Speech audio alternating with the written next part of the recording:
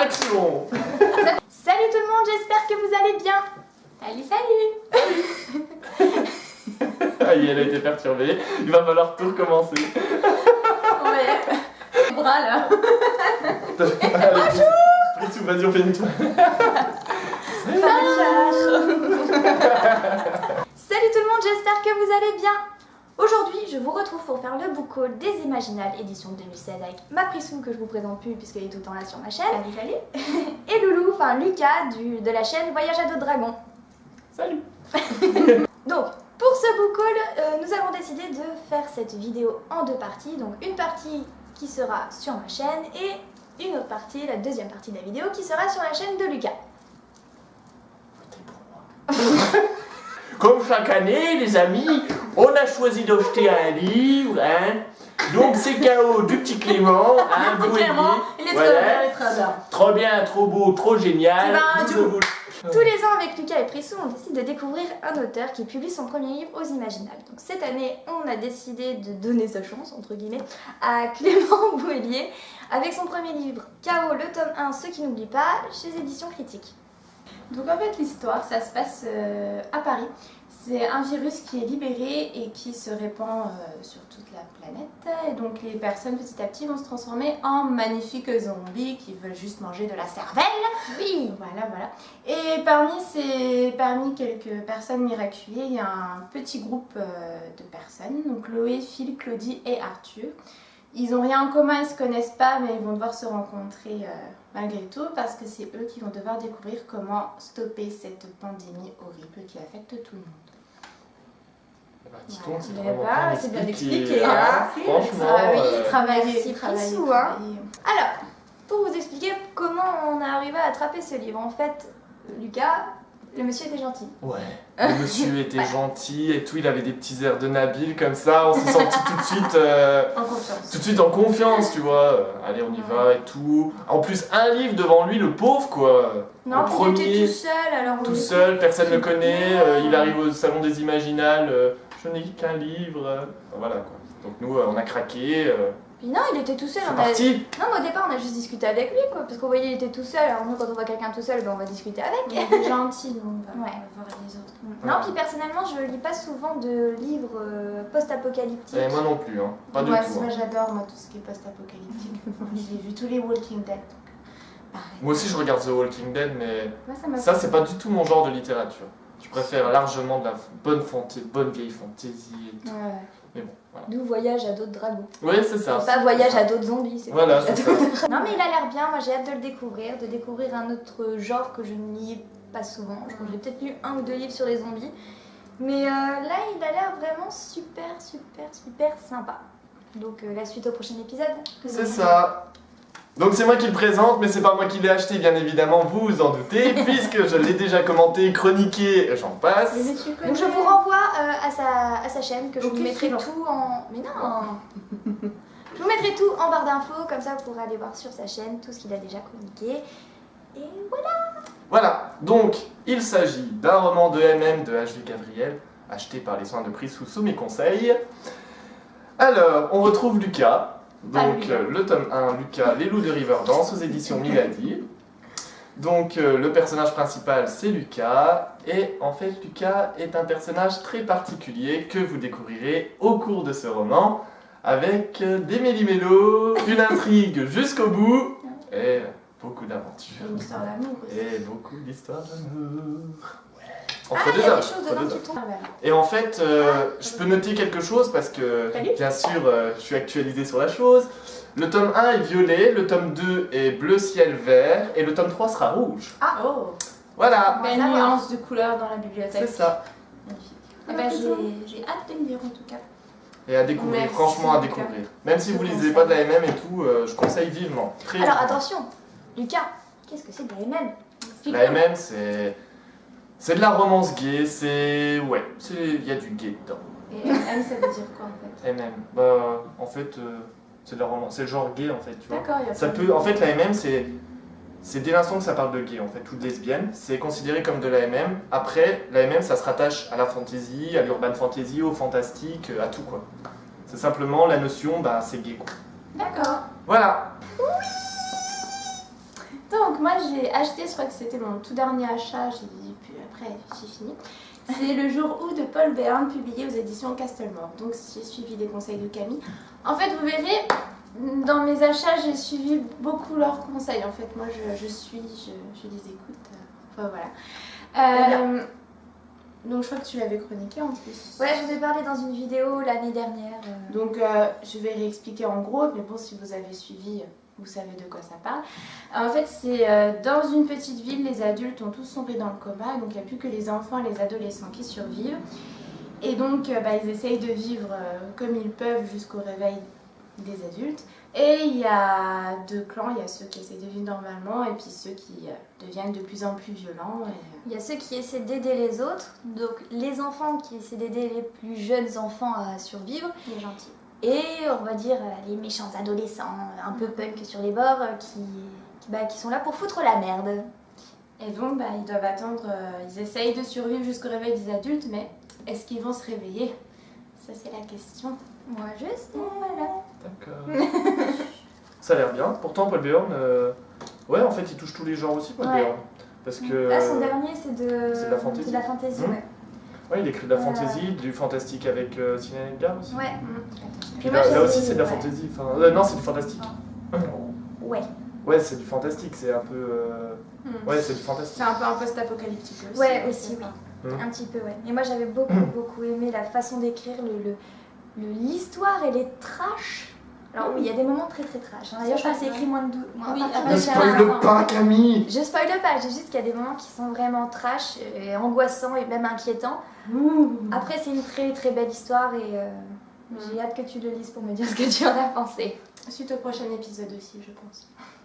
Ensuite, moi j'ai acheté Les Lettres volées de Sylvain Edgar chez Castelmore. Alors, c'est le 3e livre que j'ai de Sylvain Edgar, sachant que j'ai déjà lu 14-14, écrit avec Paul Béarn, et Adèle et les Noces de la Reine Margot, que j'ai lu juste avant Les Imaginales en fait. Du coup, voilà, je pouvais pas passer à côté du petit dernier. Alors, c'est l'histoire de Françoise qui vit à l'époque de Louis XIV.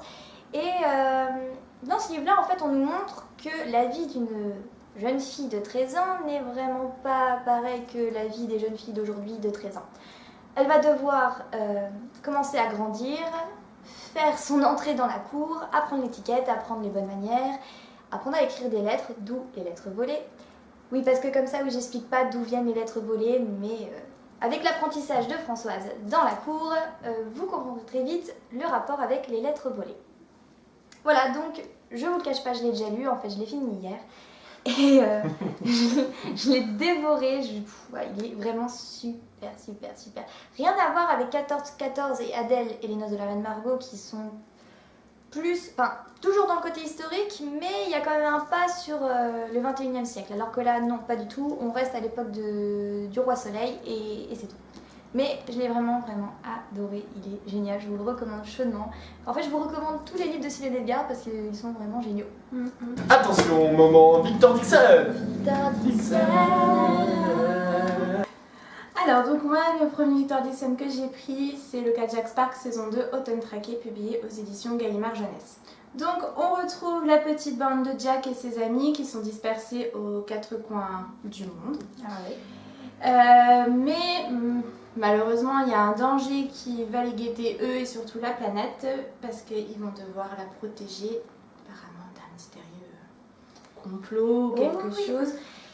Mais ils risqueraient aussi d'y laisser leur âme. Donc voilà. Donc j'avais vraiment adoré le premier tome. Je crois que je l'avais dévoré en même pas une semaine tellement j'étais dedans. Et c'est pour ça que j'ai repris le deuxième. La suite pour savoir ce qu'ils deviennent exactement. Et ça a l'air de promettre encore de belles aventures et de belles choses. Toujours de Victor Dixon, Animal, le tome 2, La prophétie de la Reine des Neiges, publié aux éditions Gallimard Jeunesse. Donc on retrouve Blonde et Gaspard après leur fuite de leur pays. Donc ils se trouvent maintenant au Danemark.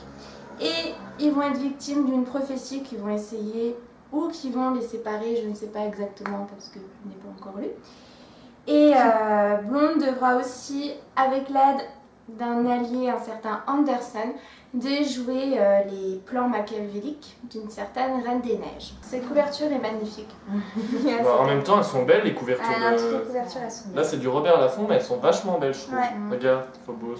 Ouais. Et c'est pareil, Animal, le tome 1, je l'ai lu très rapidement aussi, donc je pense que ça sera vite lu. Et je pense qu'après, je me jetterai sur les Phobos parce que j'en entends tellement parler, je les vois défiler partout, donc je me dis qu'il faut que je m'y mette aussi incessamment sous peu.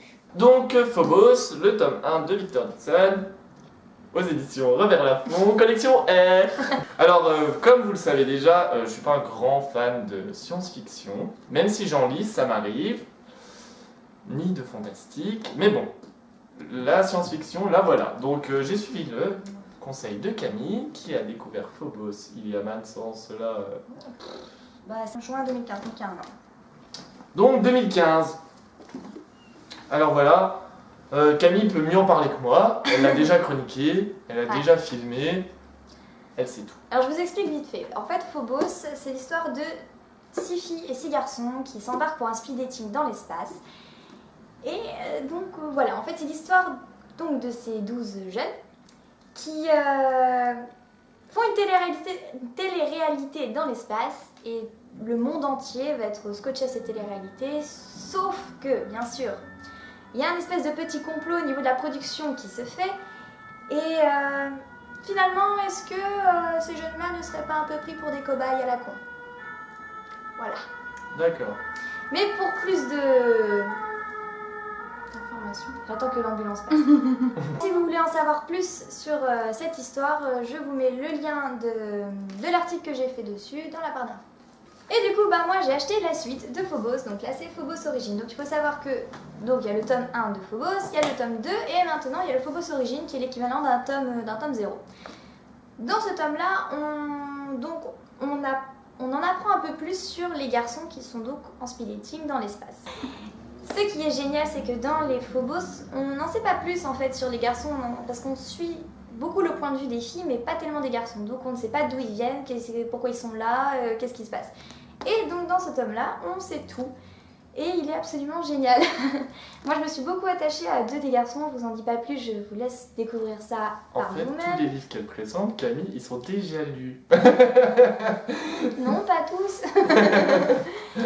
Mais bref, je vous recommande encore une fois les Victor Dixon, tous les Victor Dixon, ils sont vraiment super. Et ce que j'aime avec Victor Dixon, c'est qu'il va voir dans tous les horizons, tout ce qui est possible et imaginable, il y va. Celui-là, c'est le tien. Et encore. Celui-là, c'est celui de Prissou qui m'a demandé également de le commenter, hein. Donc ça, c'est toi qui me l'as fait découvrir, c'est Samantha toi Bailly, qui m'en as parlé aussi. Oraison, l'intégrale. Donc en fait, il y a 2 tomes au départ. Je vais vous raconter l'histoire de ce magnifique roman. En fait, il y a 2 tomes séparés au départ aux éditions 1000 saisons. Oui, c'est ça. C'est aux éditions 1000 saisons. Et en fait, Brajlon a décidé de nous faire un intégral. Une magnifique couverture. Donc ça, c'est le pendentif des oraisonniers. C'est l'histoire de 3 sœurs qu'on va suivre dans le monde d'Elderion. Donc en fait, si vous voulez, c'est un monde, pour présenter rapidement, il y a plusieurs corporations qui sont autour du pouvoir central, et le roi, c'est pas un roi, il s'appelle l'Astrakan. Voilà. Et donc en fait, l'une d'elles va mourir, et les 2 autres vont chacun partir dans une direction. Et pour au final arriver à un même objectif. Voilà. Donc j'y suis parvenu en résumant très brièvement ce livre qui sont les 2 premiers tomes, les 2 premiers romans de Samantha Bailly. Et Samantha Bailly, je conseille à 100% niveau fantasy. J'ai tout lu niveau fantasy et ma sœur a lu tout niveau contemporain. J'ai lu Voilà. le premier tome, Nos âmes jumelles, et Ouais. c'était bien sympa aussi. Donc il y a pas mal de romans et je suis Samantha Bailly depuis le début et d'ailleurs si elle passe par là, je l'embrasse. Voilà, merci. Ah, faut que je l'achète celui-là. Voilà. Putain, il est beau. Il est magnifique. Donc aux éditions Brajlon, Les épées de glace, l'intégrale d'Olivier Gay. Donc alors l'histoire de ce roman, c'est les beaux yeux d'Olivier bien évidemment. Ah, ça, Non, attendez, on a entendu parler. Son sens de l'humour. Oui. Hein? Parce que certes il a de beaux yeux, mais moi je préfère le sens de l'humour. Ah il y a les yeux bleus, hein. Les yeux bleus et le grisonnant, tu vois, c'est... Alors, Olivier, si vous passez par là, Faut nous excuser, hein. on est désolé. Voilà. Demandez à Nabil un peu, c'est pas notre faute, on est né comme ça. Hein. Olivier, j'ai débuté votre livre, mais j'ai dû brutalement m'arrêter. Car en ce moment, je ne sais pas ce qui m'arrive, je n'arrive pas à finir mes livres. Ah, Donc ce n'est pas contre vous, j'adore l'histoire, je suis dedans et tout. Oui voilà, il y a mon marque-page qui est dedans. L'histoire, c'est qu'en fait on se retrouve dans la capitale d'un empire qui est très florissant, qui est riche, fort, un empereur fort. Et en fait, une jeune noble va se retrouver au cœur de la cour et elle vient d'une baronnerie très éloignée qui s'appelle Froideval, qui se trouve à la frontière entre l'empire et les régions barbares. Et donc elle va plus ou moins bien s'intégrer à la cour en fait, si vous voulez. Et elle va se lier d'amitié d'un garde et d'une servante. Et pour ne pas tout raconter, disons qu'il va lui arriver quelque chose et que ses compagnons vont décider d'informer son père. Voilà, et je ne dirai pas la suite, car je ne sais pas la suite, parce que je ne vais pas spoiler, voilà. En tout cas, une chose est sûre, c'est que les personnages sont très attachants et que ça ne manque pas du tout d'action, ni de description. Franchement, il y a un bon équilibre dans l'écriture et franchement, c'est génial, quoi.